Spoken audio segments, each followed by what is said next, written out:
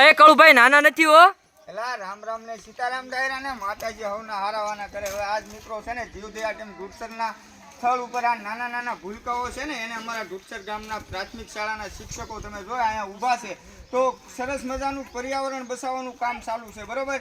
તો આ બાળકો શીખે કે ભાઈ આવનારા સમયમાં આપણે શું કરવું જોઈએ. તો આપણે જીવદયા ટીમ ઢૂઢસરની મુલાકાત કરી બાળકો સાથે. તો હું જીવદયા ટીમ ઢૂઢસર વતી અહીંના શિક્ષકોનો ખૂબ દિલથી આભાર વ્યક્ત કરું છું. અને બીજા નંબરમાં કે આપણે પક્ષીઓ માટે કાંઈક સારું કાર્ય કરવા માંગીએ છીએ બરોબર. એટલે કે છોડમાં રણછોડ વૃક્ષ છે એ ભગવાનનું રૂપ છે બરોબર.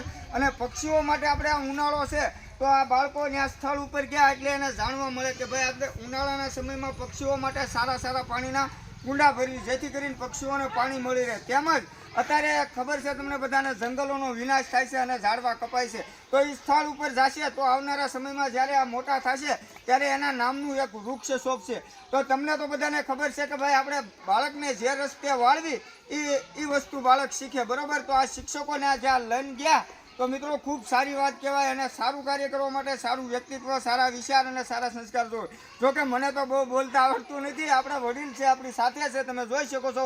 એમનો હું દિલથી આભાર વ્યક્ત કરું. અને તમને બધાને ખ્યાલ છે કે ભાઈ આપણે તમામ વિડીયો છે ને જય બજરંગી ફેસબુક પેજમાં મૂકી છે, તેમજ ઇન્સ્ટાગ્રામ આઈડી છે આપણી જીવદયા ટીમ ઢૂઢસર અને યુટ્યુબ ચેનલ છે કાળુભાઈની મોજ.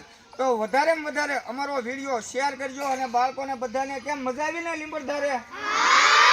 જો તમે આનો અવાજ જોવો, કાંઈ ઘટે નહીં, સ્ફૂર્તિ વાળો છે અવાજ, સમજ્યા? એટલે કે વધારેમાં વધારે અમારો વિડીયો શેર કરજો. બાકી ડાયરાને રામ રામ ને સીતારામ.